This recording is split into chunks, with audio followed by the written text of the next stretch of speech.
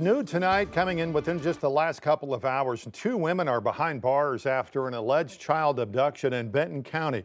Elise Carter was on a supervised visit with her son when she returned without him. The child was later found in a motel room with Summer Barrett, who investigators say was intoxicated. Both women facing charges of endangering the welfare of a minor and are due in court next month. We have a full report on this on our website at 5newsonline.com. City of Fort Smith isn't spraying for mosquitoes anymore this summer. It's a move sparking mixed reactions. The city says it is for budget reasons. Others say it's bugging them out. 5 News reporter Lauren Spencer shows us what's buzzing. Inside, what do your arms and legs look like? Bitter. In the summertime, it's a routine of insect repellent and citronella candles for Lisa Rickett. But now that the city of Fort Smith has stopped spraying for mosquitoes, I think it's already made a difference. They're a lot thicker this year. A lot of people didn't like it. Our drivers were getting threatened. City Director Neil Martin says budget cuts were a factor, but so was the lack of proof it was working. Reactions from residents have always been a bit of a mixed bite. That spray goes into the air and only lands in the front of folks' house, and depending on the size of your front yard, it might not do anything. So the city swapped out the spray trucks for something a little less buzzworthy, free tablets. It's gonna try to kill the mosquito larvae before it turns into a biting adult. Still, local pest control companies are feeling the bite. We've had some big flooding as of recent, and we have seen an uptick in mosquitoes for sure. Justin Shoup, owner of Extermco, says what the city was spraying helped to an extent, but his company focuses on targeted treatments. We walk the property, we identify where all the mosquitoes are breeding, feeding, and resting.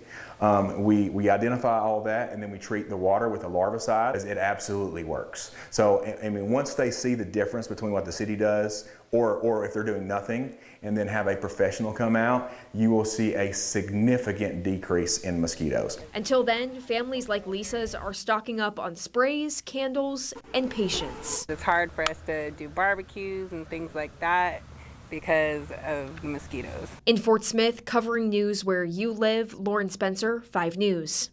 By the way, you can pick up those mosquito tablets at the city's street department if you wish. City of Centerton taking its first big step toward developing a new defined downtown, something city leaders say has been missing. With the help of a grant from the Urban Land Institute, the city bought land and is now launching a master planning project for the area. The plan would expand downtown by about 400 acres. Mayor Bill Edwards says the project will help shape a more walkable, connected community with amenities for residents of all ages. Our staff looked at an area that's not developed as of yet. Wanted to make this area, more of a walkable area, have all amenities, folks can walk, bike, and have a nice gathering place. Now, there is no set date yet on when development will begin, but the mayor says once it does start, the project could be complete within a year. A local nonprofit is conducting surveys to better understand trends and opportunities for neurodivergent workers. SLS Community is hoping to get responses from businesses, coworkers, and neurodivergent employees so they can get an accurate snapshot of local workplaces and find ways to benefit the often overlooked sector of the workforce. These are people who have a wealth of talents and skills, and that's really under leverage in the employment sector, and a lot of that can be due to misunderstandings about the hiring process or creating different accommodations or support systems to help meet them where they're at. Survey, by the way, runs through the end of this month. You can find details at the website there at the bottom of your screen, slscommunity.org. Today, a federal appeals court ruled Arkansas can enforce its ban on the teaching of critical race theory in public schools. A lawsuit challenging a section of the Arkansas Learns Act claimed it violated the First Amendment free speech clause based on the ban of indoctrinating students. In today's ruling, the court said the plaintiffs failed to show a likelihood of success in the case, ruling the free speech clause does not require the government to promote messages it disagrees with. Lawsuit returns to the district court in Little Rock for further proceedings. Governor Sarah Huckabee Sanders announcing that her re-election campaign has raised more than $1.5 million in the second quarter of this year. She now has close to $5 million on hand for her re-election campaign next year. New tonight, the Justice Department has fired the daughter of former FBI Director James Comey. His daughter, Maureen Comey, was let go from her job today as prosecutor in the Southern District of New York. She was most recently involved in the prosecution against Sean Combs that resulted in a not guilty verdict on the most serious charges.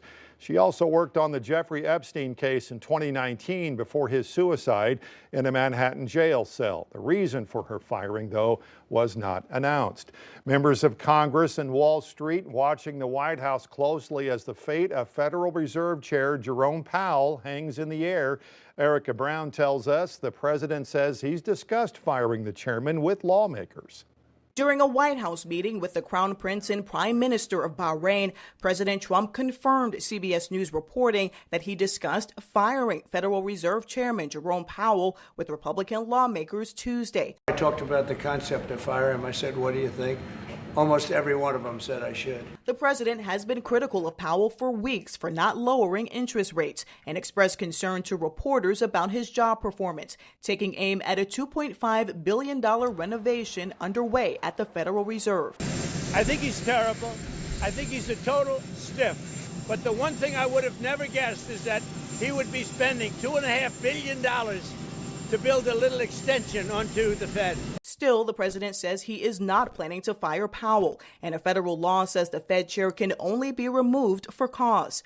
On Capitol Hill, lawmakers expressed concerns about the precedent firing a Fed chairman would set and about the economic impact the move could have on financial markets. The consequence of firing a Fed chair just because political people don't agree with that economic decision will be to undermine the credibility of the United States. If you fire the chairman of the Federal Reserve,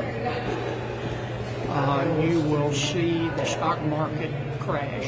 Also on Capitol Hill, Senate Republicans are racing to pass President Trump's rescissions bill that will claw back more than $9 billion of previously approved funding for foreign aid and public broadcasters PBS and NPR. The Senate began voting on amendments to the package Wednesday. If passed, the bill would head back to the House for a final vote before reaching the president's desk. Erica Brown, CBS News, Capitol Hill. Meanwhile, TSA may have more changes coming to airport security checkpoints. U.S. Department of Homeland Security Secretary Kristi Noem today hinted at a TSA size revision for carry-on liquid containers. Right now, policy allows travelers to carry on liquids in 3.4-ounce containers or smaller. Those containers must also go in a quart-sized bag. Anything bigger must be put in checked bags. Noem did not give details, though, as to if or when revisions might be made. We have put in place in TSA a multi-layered screening process that allows us to change some of how we do security and screening, so it still is safe. It is still a process that is protecting people who are traveling on our airlines. Last week, the DHS announced plans to end the TSA shoes-off policy. That change allows travelers to keep their shoes on while going through security checkpoints. In Canada, yesterday, a small plane hijacked at the Vancouver airport. Flights grounded for more than a half hour during what police called a security incident. Private plane was seen flying dangerously in the airspace near the airport, tilting sharply and looping in circles. The plane was intercepted by police on the tarmac, where one person was arrested. They've now been charged with hijacking.